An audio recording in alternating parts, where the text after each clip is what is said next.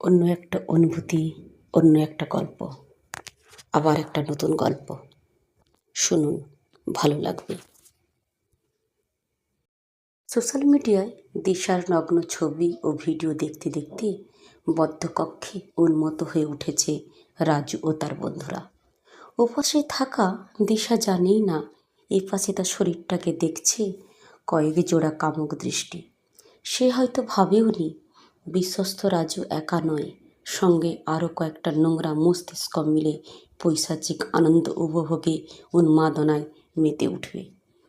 বন্ধুদের মধ্যে একজন বলে উঠল, সত্যি জব্বর মেয়ে পটিয়েছিস তুই রাজু, পুরোই সেই টাইপের।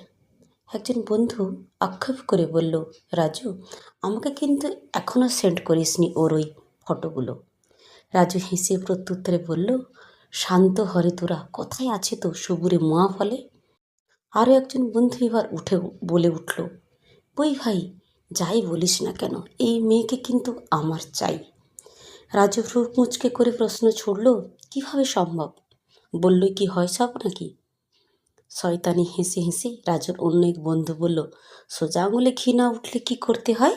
পাকা করতে হয়। বদ্ধ ঘরটা রাজু ও তার বন্ধুদের সিগারেটের অসহ্য ধোঁয়া, রঙিন কথাবার্তায় আর হাসি ঠাট্টায় ভরে উঠেছে।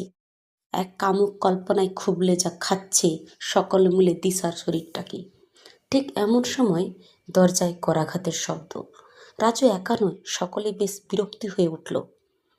দরজার উপাস থেকে রাজু কড়া কণ্ঠে বিরক্তি নিয়ে প্রশ্ন করল, কে, কি হয়েছে? উপবাস থেকে এক ভদ্রমহিলা আতঙ্কিত কণ্ঠে উত্তর দিল, রাজু তাড়াতাড়ি দরজাটা খোল বাবা, রুষার কি যেন হয়েছে। রাজু তার বন্ধুদেরকে ইশারা করলে সবাই দ্রুত সিগারেটগুলো লুকিয়ে ফেলে। এরপর দরজা খুলে বেরিয়ে এসে রাজু জিজ্ঞাসা করল, মা রুষার কি হয়েছে?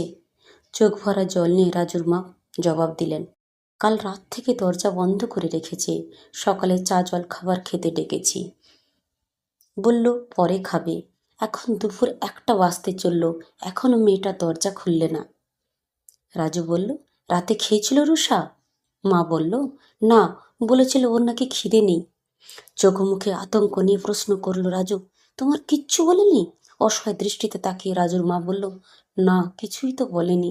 খানিকটা কড়া সুরে রাজু বলে উঠল, তাই বলে তুমি কিছু জিজ্ঞাসা করবে না?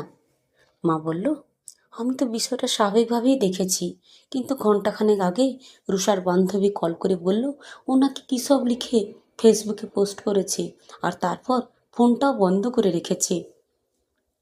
আমি সেই তখন থেকে দরজা ধাকাচ্ছি, দরজা খোলার নামই নেই। এবার একদম ভয় পেয়ে যায় রাজু। তাড়াতাড়ি গিয়ে রুষার দরজার অনবরত ধাক্কা মারতে থাকে, কিন্তু রুষা তবুও দরজা খোলে না। রাজুর মা আশঙ্কাজনক যুক্ত স্বরে বললেন, কোনো দুর্ঘটনা ঘটিয়ে ফেললো না তো মেয়েটা? এমন সময় তোর বাবাও ব্যবসার কাজে কলকাতার বাইরে, আমার ভীষণ ভয় হচ্ছে রে। রাজুর কপালেও বিন্দু মৃত্যু ঘাম জমেছে। দুশ্চিন্তাগুলো মগজটাকে আঁকড়ে ধরে রেখেছে।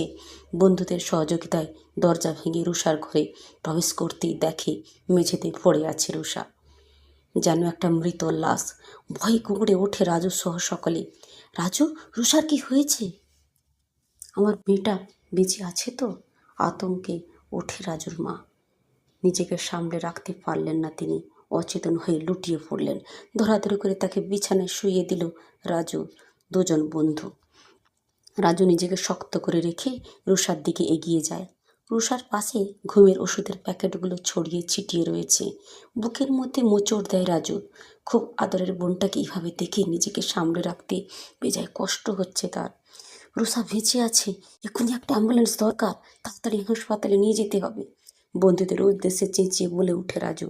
খানিকক্ষণ বাদেই অ্যাম্বুলেন্স এলো। রাজুর মায়ের জ্ঞান ফিরলে তিনিও ছুটলেন সকলের সঙ্গে হাসপাতালে। বেশি দেরি হয়ে গিয়েছে, হয়তো বাঁচানো সম্ভব হবে না, তবু সৃষ্টির কথা চাইলে সব সম্ভব। আমরা আমাদের আপ্রাণ চেষ্টা করব রুষাকে বাঁচানোর। আপনারা উপরওয়ালাকে ডাকুন এবং নিজেদের মানসিকভাবে শক্ত রাখুন। ডাক্তারের কথায় হাউমাউ করে কেঁদে ওঠেন রাজুর মা। চোখ জোড়া ভিজে জল গড়ায় রাজুরও। ঘটনা সম্পর্কে জানতে রাজু রুষার সব থেকে কাছের বান্ধবীর সঙ্গে যোগাযোগ করে। ঘটনা শুনে ধপ করে মাটিতে বসে পড়ে রাজু। মাথায় যেন তার আকাশ ভেঙে পড়ে। রাজুর মুঠোফোনে একটার পর একটা কল করে যাচ্ছে দিশা। রাজুর এই দুঃসময় সব দূর থেকে সান্ত্বনা হয়ে দাঁড়ায় দিশা। রাজু, কি হয়েছিল আমাকে বলা যাবে একবার? রুষা কেমন এমন করলো? মুঠোফোনের ওপাশ থেকে রাজুর কান্না জড়ানো গলায় বলে, অমিত নামের একটা ছেলের সঙ্গে রুষার সম্পর্ক ছিল। সম্পর্কটা খানিকটা গভীরতার দিকে মোড় নেয়। এক পর্যায়ে রুষা ওই ছেলেটাকে ওর নগ্ন ছবিও পরে ভিডিও পাঠায়।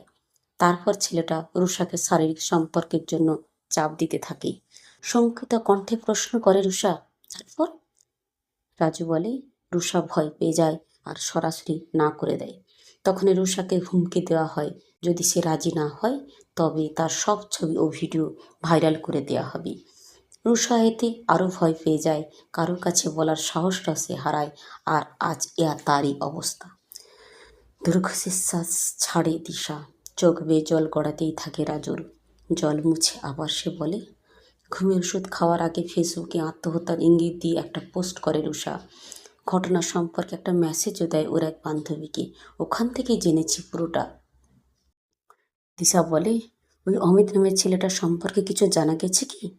রাজু বলে, অমিত নামের ছেলেটার ঠিকানাও টেক্সট করেছিল রুষা ওর বান্ধবীকে। পুলিশ হয়তো এতক্ষণে গ্রেপ্তার করে ফেলেছে ওকে। দিশার চোখেও জল চিকচিক করে উঠল।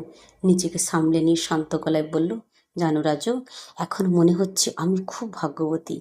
কেননা আমি তোমার মতো একজন বিশ্বস্ত মানুষ পেয়েছি জীবনে। আমি জানি তুমি এমনটা কখনোই করবে না বা করতে পারবে না। আমি কি ঠিক বলেছি রাজু? গলার স্বর আটকে এলো রাজুর, যেন সে বাকরুদ্ধ। শত চেষ্টা করেও দিশার প্রশ্নের উত্তরে হাঁ শব্দটা উচ্চারণ করতে পারছে না সে। রুষার বর্তমান অবস্থানে রাজু সে দিশাকে দেখতে পাচ্ছে। বারবার সে ভয় কুঁকড়ে উঠছে। নিজেই নিজের ভেতরে নিজেকে ধিক্কার জানিয়ে যাচ্ছে। বন্ধুদের সঙ্গে করা তার পরিকল্পনার পরিণাম এভাবে এতটা জঘন্য রূপ নিয়ে তার সামনে আসতে পারে, সেটা ঘুণাক্ষরেও কল্পনা করেনি। ধন্যবাদ। গল্পটা যদি আপনাদের ভালো লেগে থাকে আমার চ্যানেলটিকে একটু সাবস্ক্রাইব করবেন, লাইক করতে ভুলবেন না। ধন্যবাদ।